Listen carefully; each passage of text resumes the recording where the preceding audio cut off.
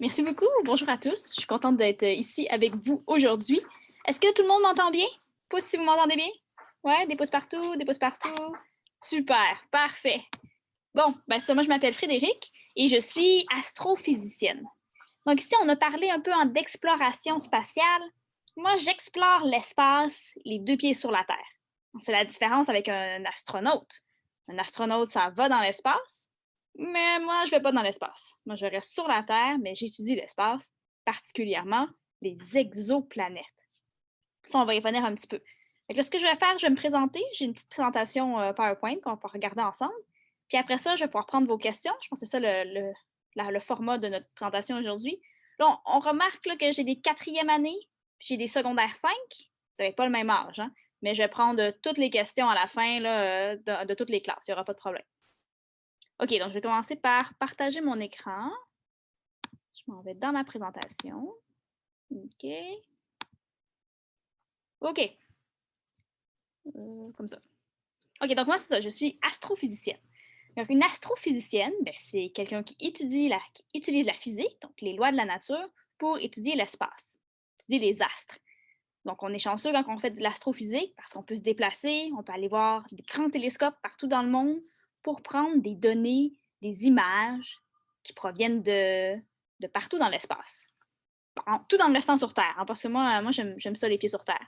Est-ce qu'il y en a parmi vous qui aimeraient ça être astronaute? Aller dans l'espace? Ouais? Si ça vous tente, levez la main. Non? Il y a un non. Ben, est-ce qu'il y en a parmi vous qui aimeraient ça être scientifique? Ouais? Scientifique? En général, toute la science? Ouais, quand même, hein, pas mal de scientifiques ici. Dans le fond, si vous êtes curieux, vous pouvez être scientifique. Moi, je suis très curieuse. Je me pose tout le temps des questions. Donc, si vous êtes curieux, vous allez être des bons scientifiques. Mais moi, ça, je suis astrophysicienne. Un parcours typique pour être astrophysicien, ben, c'est beaucoup d'années d'études quand même. Donc là, le primaire, c'est 6 ans. Puis après ça, on fait le secondaire, évidemment en prenant le plus de cours de mathématiques qu'on peut, parce qu'on utilise les mathématiques pour parler à l'univers. C'est le langage qu'on utilise. On peut parler en français entre nous, ou en anglais entre nous, mais pour parler à l'univers, on a besoin des mathématiques. Donc, on fait des mathématiques au secondaire avec des cours de chimie ou de physique pour pouvoir aller, bon là, ça va dépendre évidemment au Québec. Au Québec, on va au cégep avant d'aller à l'université. Mais si vous êtes au Texas, vous n'avez pas besoin de faire le cégep. En Colombie-Britannique, vous n'avez pas le cégep non plus. Donc, ce que vous voulez faire, c'est faire le plus de mathématiques et de physique que vous pouvez avant d'aller à l'université pour faire un baccalauréat en physique. Dans un baccalauréat en physique, c'est très intéressant parce qu'on s'intéresse non seulement aux galaxies, les choses les plus grosses, mais aussi aux atomes, les choses les plus petites. On fait d'un côté et de l'autre, de l'extrêmement grand à l'infiniment petit. Et ça dure 3 ans. Donc, nous, on fait 5 ans de secondaire au Québec, 2 ans de cégep, 3 ans de baccalauréat. Puis ensuite, on peut entrer dans ce qu'on appelle les études graduées.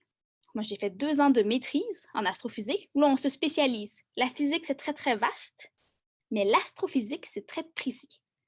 Donc, en astrophysique, j'ai étudié ce qu'on appelle des naines brunes. Ça, c'est des petites étoiles, pas vraiment des étoiles. Moi, j'aime plutôt voir ça comme des vraiment grosses planètes Jupiter. Puis après ça, j'ai fait un doctorat en astrophysique. Et tout ça, la maîtrise, doctorat plus le bac, ça faisait 10 ans. Donc, 6 ans de primaire, 5 ans de secondaire, 2 ans de cégep, 10 ans d'université. Moi, ça a fini en juin. Ça fait beaucoup, hein? Mais quand on aime ça, ça passe plus vite. Donc, c'est ça le parcours typique d'un astrophysicien. Et moi, j'ai fait toutes mes études à l'Université de Montréal.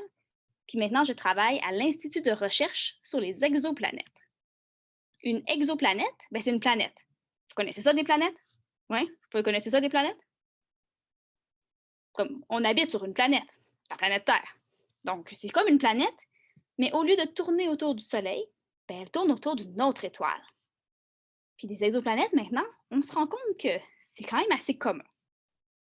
Bon, à l'Institut de recherche sur les exoplanètes, on est une cinquantaine de chercheurs, un peu partout au Québec, à l'Université de Montréal, à l'Université McGill, à Montréal, je parle plus anglais à l'Université McGill, à l'Université Bishop, à Sherbrooke, puis à l'Université Laval, à Québec.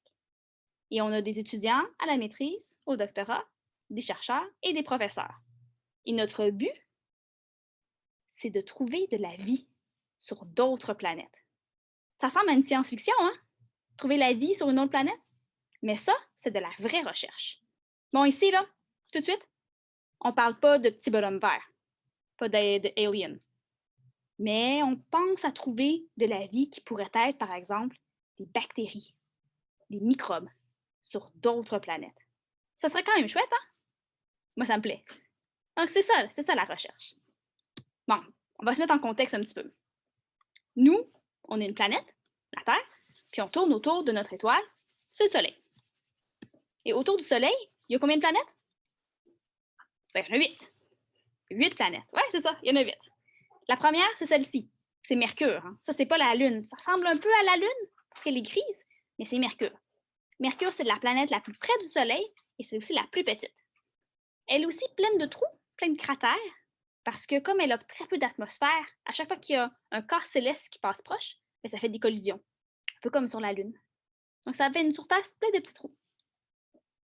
La deuxième planète, c'est Vénus.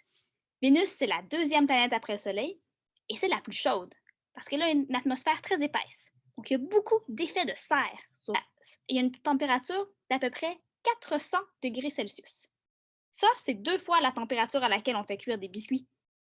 C'est pas mal chaud, 400 degrés Celsius. Et pourtant, c'est pas la plus près du Soleil. Normalement, plus on est près de quelque chose de chaud, plus il fait chaud. Vous avez déjà fait ça, plus on sur la Terre. C'est notre planète. Ben oui, c'est ici, sur la Terre. La Terre, elle est très reconnaissable avec sa couleur bleue. Mais la Terre, ce qui est important ici, c'est que c'est une planète qui est rocheuse, qui est faite de roches. Et ça, c'est important quand on cherche des petites planètes. Parce que la Terre, elle n'est pas très grosse. Mais elle est plus grosse que Vénus et que Mercure. Et elle est aussi plus grosse que la planète rouge. C'est Mars. Mars, elle est un petit peu plus petite que la Terre. Puis bon, on l'appelle la planète rouge, même si pas vraiment rouge. Hein. Elle est comme orange. C'est parce qu'il y a du fer à sa surface, du fer qui est oxydé. C'est pour ça qu'elle a cette couleur-là. Donc, on a 4 planètes rocheuses, petites, qui sont quand même très différentes. Mercure ne ressemble pas à Mars, c'est des planètes différentes. Et ensuite, on a 4 planètes géantes gazeuses. Ça, c'est ma préférée. C'est Jupiter. Parce que moi, pendant ma thèse de doctorat, je cherchais des planètes géantes gazeuses comme Jupiter. Jupiter, c'est la plus grosse de toutes les planètes. Même, vous voyez une petite tache rouge là dans le coin, à droite? Ouais? Ça, c'est la grande tache rouge de Jupiter. Et là-dedans, on peut mettre 2 fois la Terre. C'est gros, Jupiter. En fait, dans Jupiter, on peut mettre 1300 fois la Terre. C'est très, très gros. C'est la plus grosse de toutes les planètes. Elle est composée principalement de gaz, comme de l'hydrogène et de l'hélium. Ce sont 2 gaz très légers. Ce qui fait qu'il n'y a pas de surface sur Jupiter. Il n'y a pas d'endroit où on pourrait atterrir ou marcher. C'est vraiment toute une question de densité ici. Mais c'est une belle planète, hein? C'est aussi une des planètes qui a le plus de lunes. Jupiter, elle a 79 lunes. La Terre, elle en a une. Mars, elle en a 2. Jupiter, elle en a 79. Mais en fait, depuis la semaine passée, on sait que c'est cette planète-là qui a le plus de lunes. Et ça, c'est Saturne. Depuis la semaine passée, on sait que Saturne, elle a 82 lunes. Ce qui fait d'elle la planète de notre système solaire avec le plus de lunes. Mais Saturne est surtout connue pour ses beaux anneaux. Hein? Saturne, c'est aussi une planète géante gazeuse, un tout petit peu plus petite que Jupiter.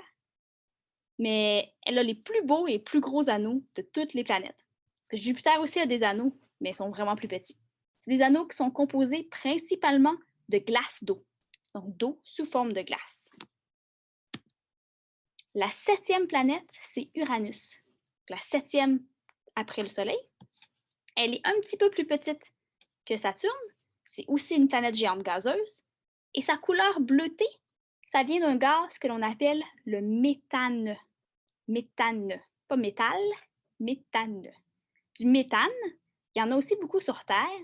Mais sur Terre, ça provient surtout des pets de vache. Oui. Ou sinon, de la décomposition. Sur Uranus, par exemple, c'est un processus géologique. Ça provient de la planète. Il n'y a pas de vache sur Uranus. Promis. Et la dernière planète, c'est Neptune. C'est la plus loin de toutes les planètes.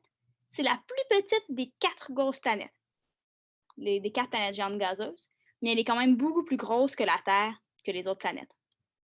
Regardez, ça, c'est les 4 planètes rocheuses, les 4 premières. Mercure, Vénus, la Terre, puis Mars. Puis ici, vous avez les 4 planètes géantes gazeuses. Mais regardez, comparez les tailles. Regardez comme Mercure, elle est toute petite comparativement à Jupiter. Les planètes ont vraiment des formes et des tailles très variées. Donc, autour du Soleil, on a 8 planètes. Est-ce que vous avez déjà vu un beau ciel avec vos yeux, la nuit, avec plein d'étoiles? Ouais, peut-être? Ouais, pouce. Quand on voit des étoiles, à l'œil nu, à l'œil nu, on peut voir autour de 3000 étoiles.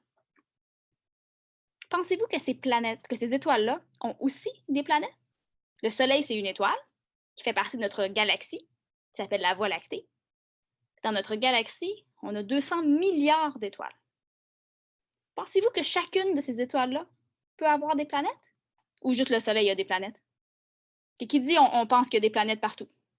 Que c'est assez commun. Ouais? Qui dit non? Là, pour l'autre côté, non. Il y a juste la Terre qui a des planètes. Ah, quelqu'un qui n'est pas sûr, j'ai une petite vague ici. Mais en fait, la première exoplanète, donc planète qui tourne autour d'une autre étoile que notre Soleil, elle a été découverte en 1995. Et la semaine dernière, les 2 personnes qui ont trouvé cette planète-là ont obtenu le prix Nobel de physique pour cette découverte-là. Et depuis, des exoplanètes, on en connaît plein. On en connaît plus de 4000. 4121. Ça, c'était en date du 14 octobre. On est déjà le 16, là. C'est sûr qu'on en connaît déjà plus. Puis la semaine prochaine, ce nombre-là va avoir augmenté. On découvre des nouvelles planètes presque tous les jours. Et de toutes les tailles, des petites ou des grosses. C'est vraiment un domaine en expansion assez rapide, là, parce que pensez-y, en 1995, toutes les planètes qu'on connaissait étaient à l'intérieur de notre système solaire. Puis maintenant, des planètes, on en connaît 4000 qui sont pas à l'intérieur de notre système solaire. Ça a vraiment révolutionné notre façon de voir notre propre planète. La première exoplanète, elle a été découverte autour d'une étoile qui est dans la constellation de Pégase, que vous pouvez voir même ces temps-ci au coucher du soleil. C'est près du cygne, près du triangle d'été. Et cette exoplanète-là, voici un dessin. Vous avez l'exoplanète sur la gauche et l'étoile, qui est vraiment la grosse étoile. Bon, ça ici, c'est ce qu'on appelle une représentation artistique. C'est un dessin. Parce que tout ce qu'on sait sur cette planète-là, c'est qu'elle pèse à peu près la même masse que Jupiter. On sait qu'elles pèsent à peu près pareil. Mais c'est tout ce qu'on sait. Si je prends 2 choses qui pèsent pareil, est-ce qu'ils vont se ressembler? Bah, on ne sait pas. On ne sait pas. Alors qu'ici, on l'a dessiné ressemblant à Jupiter, avec des bandes, comme Jupiter, mais on ne sait pas vraiment de quoi elle a l'air. C'est la même chose pour l'étoile.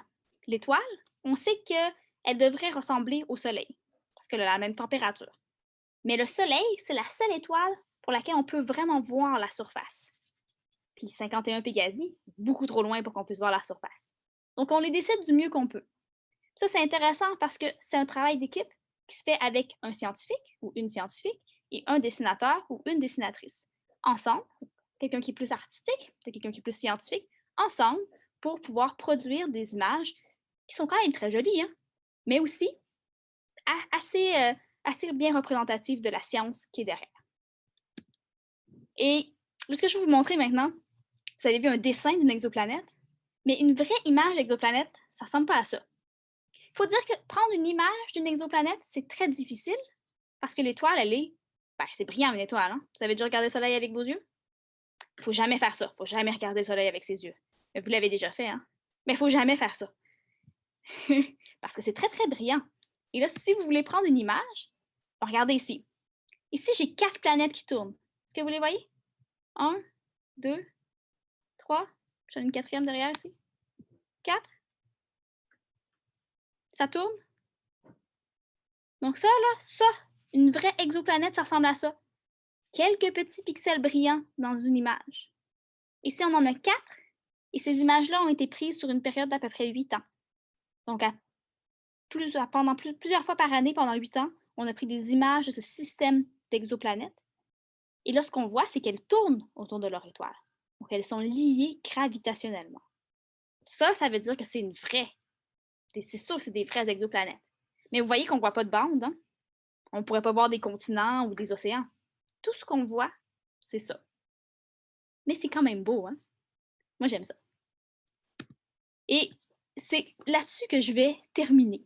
Fait que je pense qu'après ça, je vais prendre des questions, si vous en avez.